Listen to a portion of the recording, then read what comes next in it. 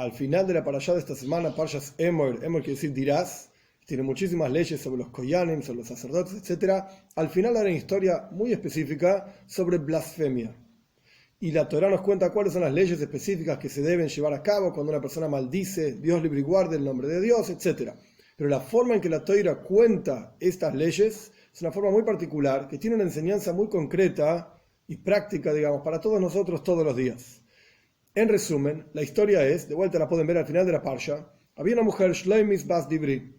Ella tuvo un hijo con un egipcio, un Ish Mitzri. Este hijo, al no tener una tribu concreta, porque la tribu se transmite a través del padre, el judaísmo se transmite a través de la madre, pero la tribu en sí a través del padre. Como el padre era un egipcio, no era judío, pues no tenía tribu, etc. Se metió en toda una pelea con la gente de la tribu de Dan, de donde pertenecía su madre. Y tras la pelea lo echaron básicamente de donde estaba, él maldijo el nombre de Dios. Lo llevaron a Moshe, Moshe resolvió, digamos, el asunto, lo terminaron ajusticiando, etcétera, como correspondía, lo pueden ver en la parsha de la semana. Ahora bien, nuestros sabios se agarran del hecho de que la Torá cuenta el nombre de esta mujer. No es normal que la Torá diga el nombre de tal mujer, de tal otra mujer, y menos aún en una situación que no es la correcta, porque un judío debe casarse con otro judío. Por lo tanto, esta mujer, Shloimis Bas Dibri, que se casó con un egipcio y tuvo un hijo, etcétera, la Torá cuenta sobre ella y aparentemente está hablando, denigrándola a esta mujer, revelando el nombre de ella frente a todo el mundo, que ella es la que tuvo relaciones con un egipcio y por lo tanto esto es lo que ocurrió. Y aparentemente suena extraño.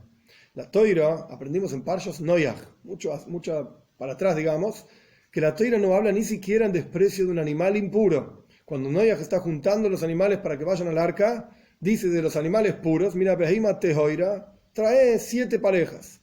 Mira, Beheima Asher Einena Tehoira, y de aquellos animales que no son puros, trae una pareja. La Torá ni siquiera quiso decir Beheima Tmeya.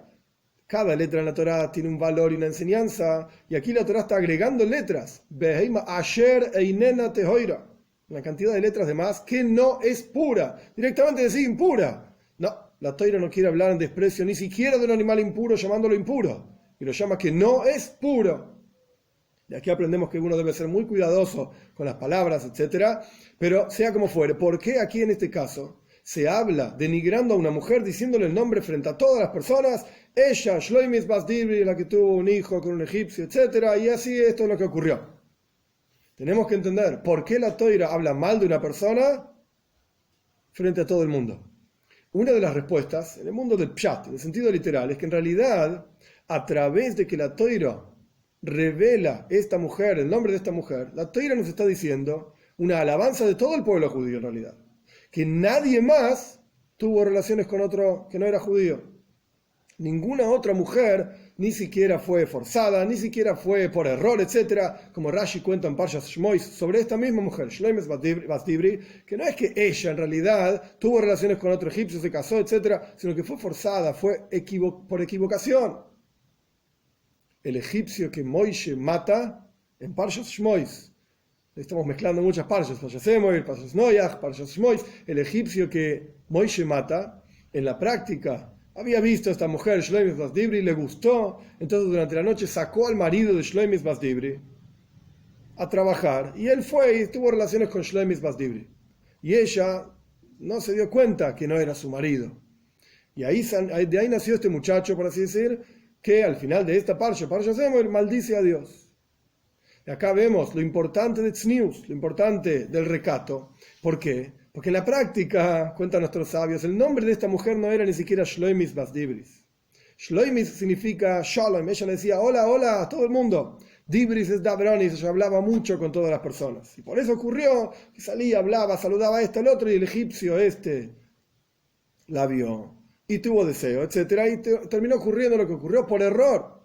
Quiere decir que a través de hablar mal, esta es la explicación, digamos, en el pshat, en el sentido literal, a través de hablar mal de esta mujer, es que revelamos la alabanza de todo el pueblo judío y entendemos lo importante que es tznius, el recato, y entendemos aprendimos cuáles son las leyes de quien maldice a Dios, etc., quiere decir que a partir de la historia de ella, que ni siquiera fue una historia a propósito, ni siquiera fue una historia forzada, quiero decir, ni siquiera fue tampoco una historia queriéndose, ella ni siquiera se dio cuenta, a través de esto sale algo positivo, digamos, para el pueblo judío entero. Esta es una explicación de que en realidad no es que estamos hablando mal de ella, sino que estamos revelando la alabanza de todo el pueblo judío. Esto es una explicación. Pero al fin y al cabo, estamos hablando mal de ella. Si bien sale algo positivo para todo el mundo, pero para ella no deja de ser algo negativo. Y de vuelta, volvemos al mismo problema. La Toira no habla mal ni siquiera de un animal impuro, llamándolo impuro, sino que lo llama no puro. Entonces, ¿por qué de esta mujer habla de esta manera? Hay una explicación interesante también dentro del mundo sencillo, digamos, del Pshat, y después vamos a pasar a una explicación un poco más profunda. Y de ahí vamos a sacar una enseñanza, en donde la idea es así. Cuando una persona, hay una prohibición que se llama Bal Tashchis, no se pueden destruir cosas, no se puede romper cosas, está prohibido desperdiciar.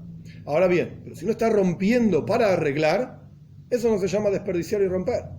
Si se rompió un caño en una pared y uno está rompiendo la pared para reparar el caño, eso no se llama romper paredes, eso se llama reparar. De aquí pasa lo mismo.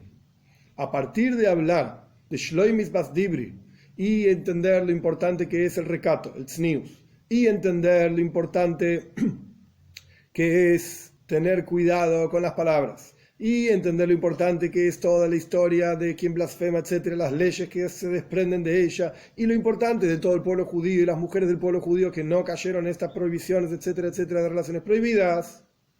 No es que estamos hablando mal de ella, estamos reparando lo que le ocurrió a ella.